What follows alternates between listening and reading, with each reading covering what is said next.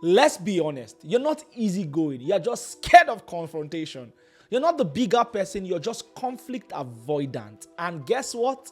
This is not kindness. It is self-neglect, and it is eating you alive. In this video, I want to teach you the 5 non-negotiables for healing from people pleasing. Come, let's cure you from being a people pleaser.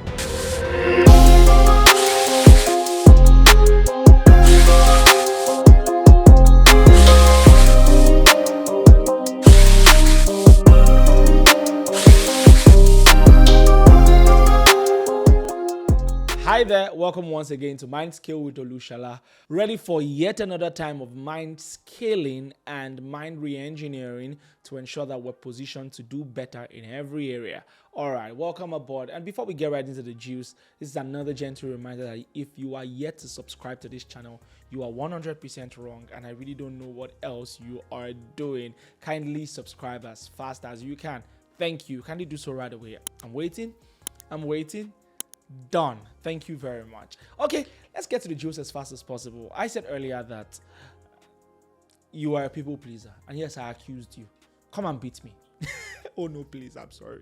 But look, you're a people pleaser and you think you're just being empathic, but instead you're actually eating yourself alive. Take it from somebody who is a recovering people pleaser. I know you're about to say no, you're not, but let me tell you something. A lot of people pleasers don't know that they are people pleasers. They just think they're being empathic. And it's very troublesome to think so. You know, many times you just think, I just love people, I do this, I do that. Yes, I know you love people, but the question is it costing you your peace? Is it costing you your life? I'm about to tell you 5 non-negotiable things to do to heal from people pleasing. And within these 5 points, I'm sure that you will definitely pick up a couple of things because you will absolutely be able to relate. Number 1 is learn the difference between kindness and self-betrayal. You know, there's a statistic released by the Personality and Social Psychology Review in the year 2023. And that study shows that people pleasers are more prone to emotional exhaustion, decision fatigue, and even physical illness due to chronic stress. And I know you might be saying, Olushola, I haven't gotten to the point of stress, but hold on a bit.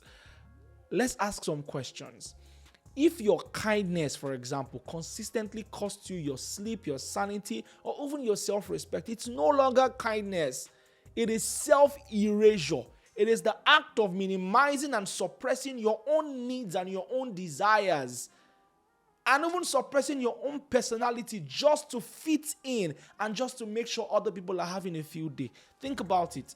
When last did you really say yes to yourself and no to others? Because I'm going to be honest, sometimes we just think it's you showing up for people, which is good. It's great to be selfless. It's great to be altruistic. However, is it costing you yourself?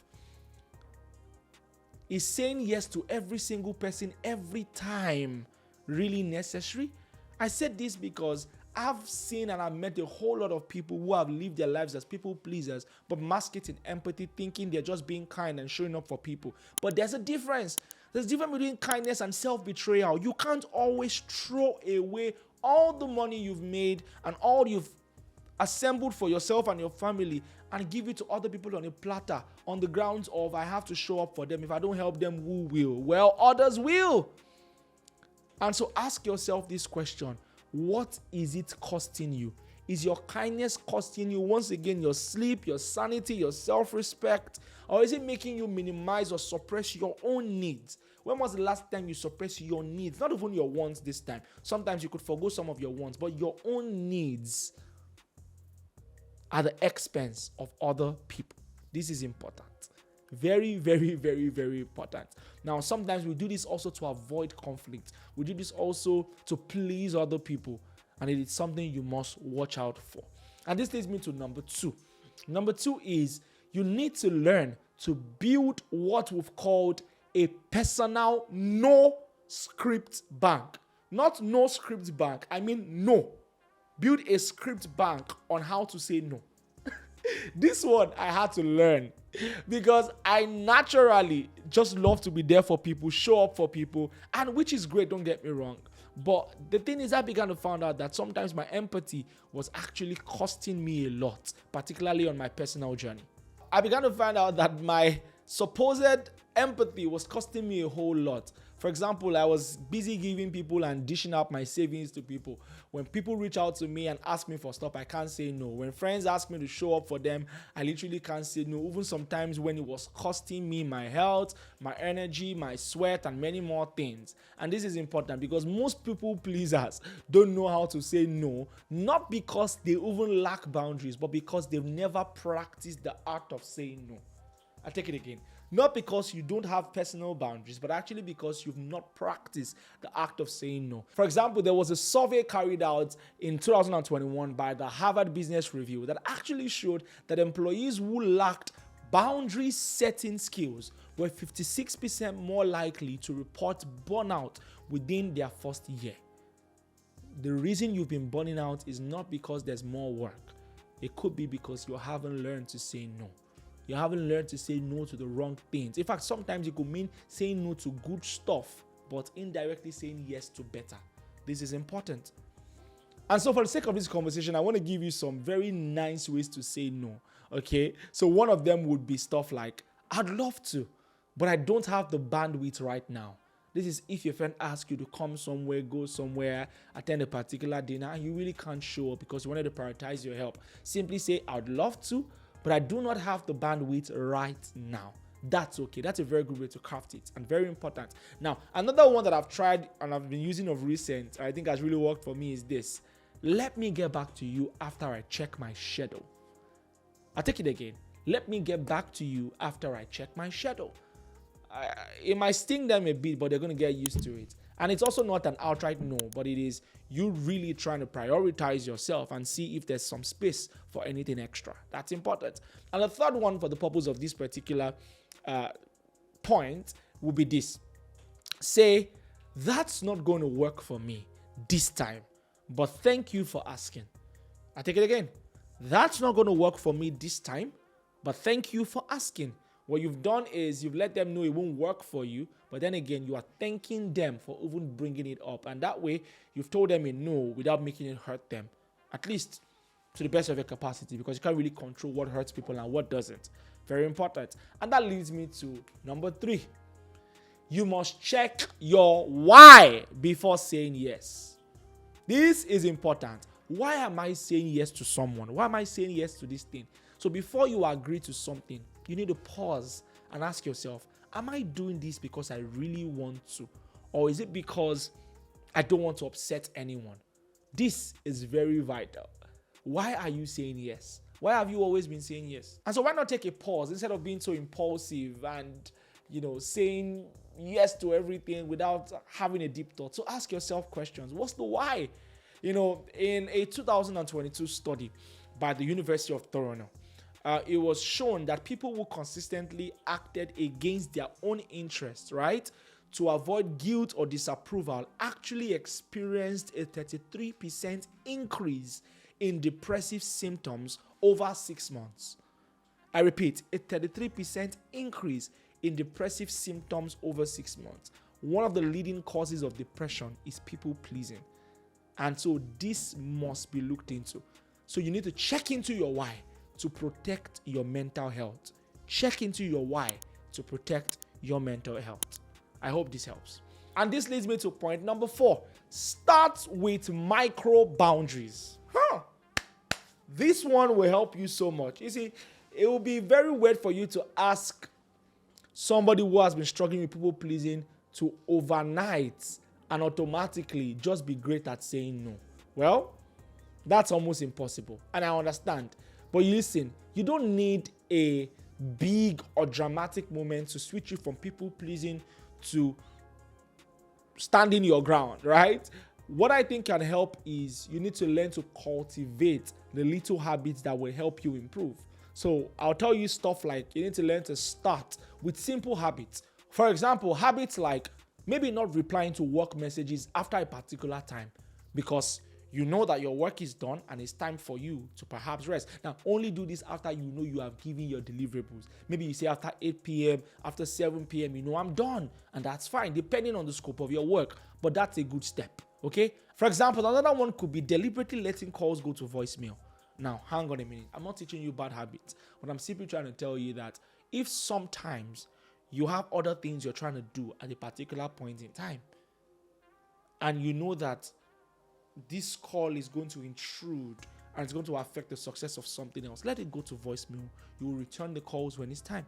Another very micro way you can set small boundaries, right? Or small way you can set micro boundaries is maybe by turning off some notifications for a few hours, or now the reason I'm saying this is because some of these boundaries or these small boundaries you have set actually train your nervous system to stop associating rest with danger.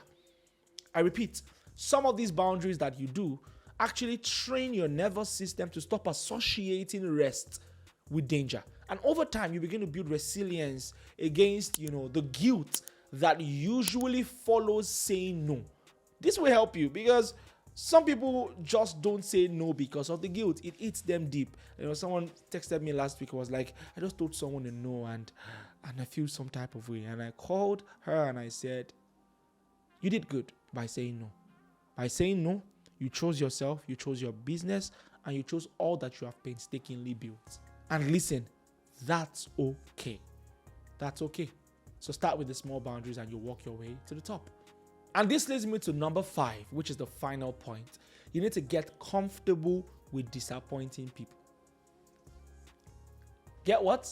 Comfortable with disappointing people. People pleasers won't want to hear this, particularly many of you have gone years without disappointing one single person. Well, welcome to the world of impact, because there's no true impact without many no's. This one is hard, but listen, it's non-negotiable. I'm going to give you another statistic yet again. The statistic that shows that about 60% of people fear conflict more than burnout. That statistic was actually by Psych Central in 2021. You are much more scared of conflict than burnout. Without knowing that, without confronting people, and in some cases embracing conflict, you would actually even burn out. Can you see that? And so it means that most of us would rather quietly suffer than risk someone else getting upset with us. That's interesting. Why? It means over 60% of people are actually people pleasers. That doesn't make sense. And you must understand that people pleasing isn't humility. It's often fear in disguise. It's often fear in disguise. And like all fear-based habits, it can be unlearned. You can unlearn it. And in many cases, it starts with a small no. It starts with a small no, because if you start by doing it now, your future self will thank you for it. This is important. Let me tell you something. Anyone who makes it feel as though if you do not help them, they won't get help from elsewhere are lying to you. Particularly if they are not close family members or nuclear family members, they have other options, but they try to make it look as though you are their sole option, thereby stylishly guilt-tripping you into helping them, usually at your own expense. And so learn to say no. Learn to stop being a people pleaser. It was Cherry Richardson who said, if you avoid conflict to keep the peace, you will soon start a war inside yourself. So dear listener, learn to say no. I repeat, if you avoid conflict to keep the peace, you will soon start a war inside yourself. Enough of saying yes to people and no to yourself. It's eating you deep. Do something about it today. And start by embracing all you have learned in this video. If this was impactful, why not just press the like button, right? Yeah, click a like. It'll be good. It's going to help the algorithm push this video to way more people. And if you're yet to subscribe, I really don't know what you're waiting for. I really do hope this has been worth your while. Kindly subscribe and turn on post notification, and also share this with a friend, someone you know who might have been struggling with this. This will help them. Thank you so much, and it's been an amazing time on this episode of Mindscale. I'm going to see you in the next episode. God bless.